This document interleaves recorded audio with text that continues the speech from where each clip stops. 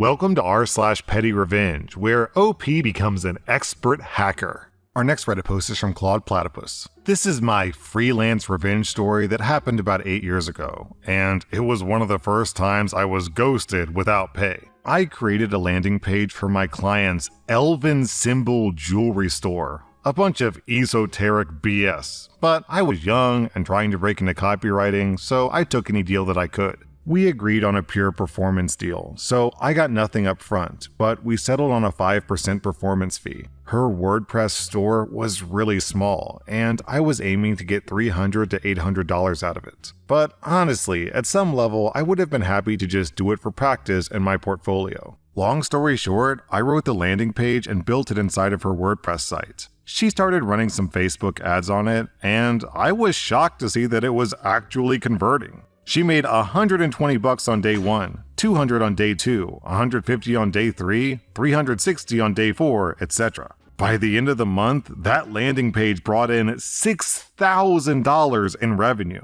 I honestly thought that I struck gold. $300 in royalties in the first month? I was gonna make bank from 2 days of work. Well, predictably, she disappeared the moment that I mentioned first invoice. 3 months go by.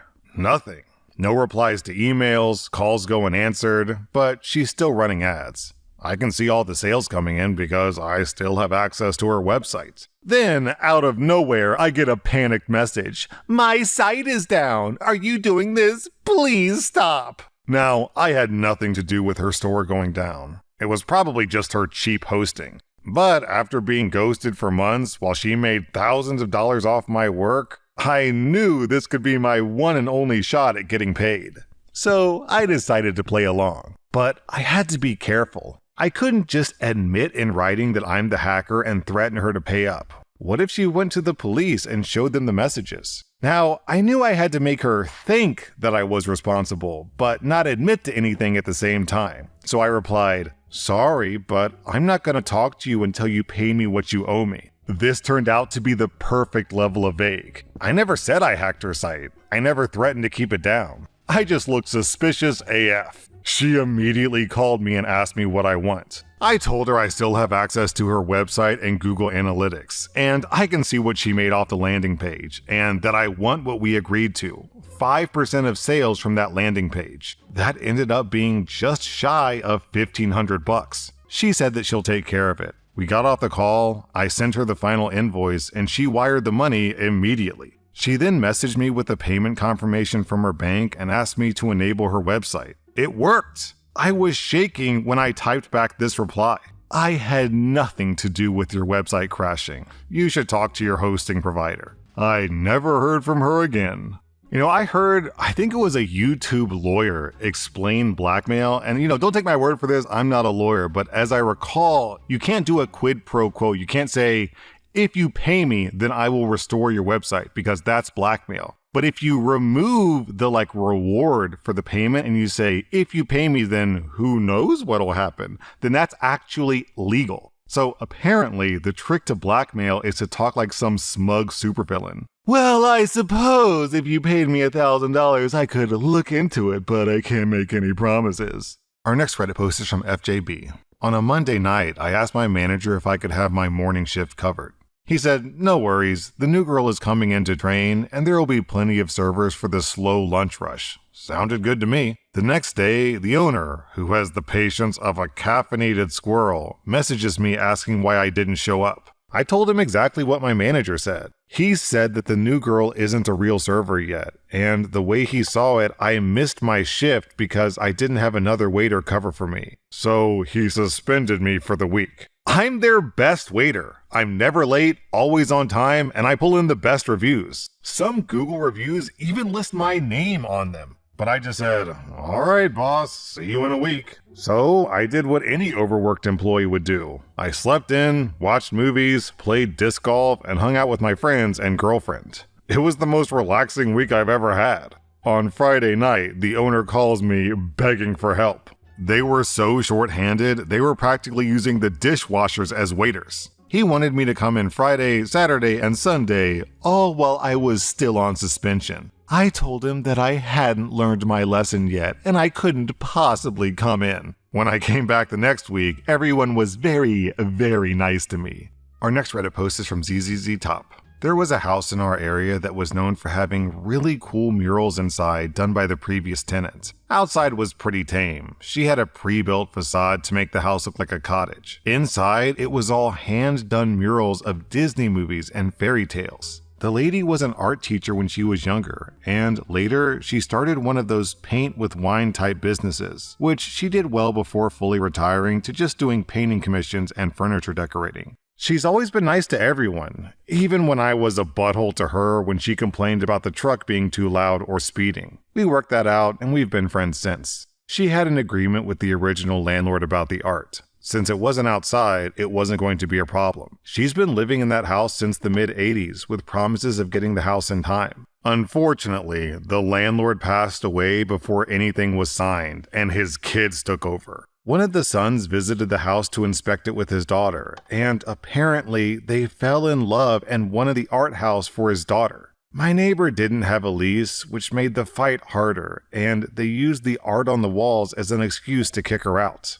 She was devastated, but she was able to buy a property that fits her needs at the last minute in another state that had a full art studio area on the first floor. She had the house cleaned out in a week. On the second week, she had people buff all the walls with sanders. All the murals from the front to the back were gone. They just looked like blotches of colors. My neighbor had hired my friend, who, ever the diligent painter, covered the entire wall in a new layer of primer. After the paint dried, he covered the walls with another layer of color to essentially kill the character of the house. He used the same boring colors, white with grays all over the house, and that terrible dark tone Pergo flooring. The wood paneling walls, trim, switch covers, outlet covers, counters, and cabinets were sprayed in the most depressing shade of gray. The house looked dead inside when I went in to check it out. It was weird not seeing all the murals. The front of the house was the last project. She agreed to give his landscaping friends the bushes in exchange for the labor of removing the cottage facade without breaking it. The landscaper basically ripped everything out and just dumped gravel and sand with a boulder for decoration.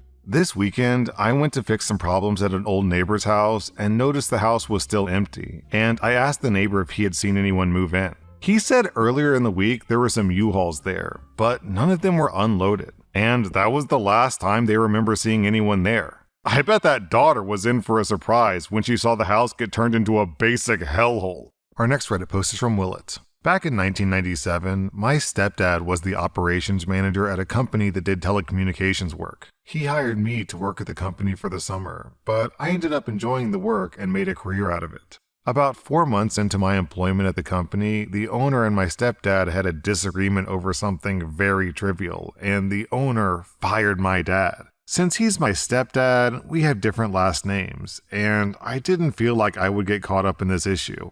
I had my own issues with this company as well. Mostly not being paid correctly and being denied benefits promised. I ended up working for another 18 months for the company before I left to work for a major telecommunications provider that we had done some work for. At the new company, I eventually took a position where I was responsible for hiring contractors, much like the company my dad and I worked for, to do construction. One day, I got a call out of the blue from the owner of the contractor company my stepdad used to work for. He wanted to see if he could get on my list of approved contractors and was hoping that we could discuss it over lunch. Typically, a project of this type would be $75,000 to $200,000. And I would do like 20 to 30 of these projects per year, so it could be a lucrative source of revenue for them. I agreed to a lunch date with the owner at a fancy restaurant that I always wanted to try. His pitch consisted of telling me what his company was capable of, how he valued his employees, and took good care of them. He mentioned the list of other companies that he'd done work for and the quality of the work.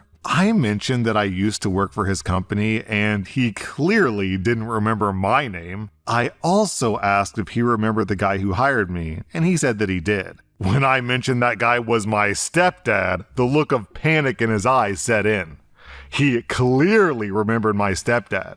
I closed out the lunch meeting with a thank you for the food and an apology that my contractor list was full of more capable contractors, but I would keep him in mind if something were to change. I never heard back from him again. Ooh, I like this phrase from Sergeant Oddball in the comments. Be nice to the people you see on your way up. You'll see them again on your way down. I prefer be mindful of the butt you kick today because it may be the butt you have to kiss tomorrow. Our next Reddit post is from Executor of Judgment. By the way, this did not take place in America, so US labor laws don't apply here. This was a small team of 10 people that the manager was assigned to, myself included. I was the last person to be hired on the team. Everybody was my senpai, and on the first day I worked there, they called a team meeting after work. We log off our computers at 4:55 p.m., go to the meeting room, and we clocked out at 5:15 p.m. Every day like clockwork. I said, no problem, that's an extra 2.5 hours on the bi-weekly paycheck. And we didn't have to do any actual work except listen. When my first payday came, I saw my full 80 hours, but the extra 2.5 hours were nowhere to be found. So I asked a couple of the guys if they only got paid 80 hours too. They all confirmed it. We were not getting paid for those meetings. The shift ends, and once again, the manager called for the daily team meeting and to log off at 4:55 p.m., then head to the meeting room. I do so. And so I sit there for 5 minutes. As soon as it hits 5 p.m., I get up and say I need to be somewhere important, with everyone's eyes on me. The manager says, okay. I leave the room, clock out, and go home. The next day I do the same, and again, and again. The manager never stops me. Then the manager pulls me to the side one day and asks what's this important thing that I need to get to after work every day. And I tell him it's a personal matter and he leaves it at that. Pretty soon it catches on. The other guys start leaving right after me. And eventually, within a matter of days of me starting to leave at 5, everyone else started doing it too. The manager started scheduling the meetings for 4:40 p.m. All it took was one person to not take this garbage anymore. Our next Reddit post is from Filthy Mug. Some time ago, I reached out to someone working at a company that I was interested in, just to ask about the work culture. He'd leave me on scene or respond with one-word, vague replies like, yeah, or okay, clearly not interested in helping. Fast forward a few months, I saw that he was now on the job hunt, so I messaged him again with a casual, hi. Predictably, he ignored it. A day later, I followed up with, I see you're leaving X company. I might have an opening. Boom! Instant reply, full of enthusiasm. Suddenly, he's writing long messages, answering my previous questions, and being oh so helpful. So, I did the only logical thing. I blocked him immediately. This was the most petty thing I did my whole life, and it felt great. That was r/petty revenge, and if you like this content, check out my podcast where I publish the exact same episodes. Also, hit that subscribe button because I put out new Reddit videos every single day.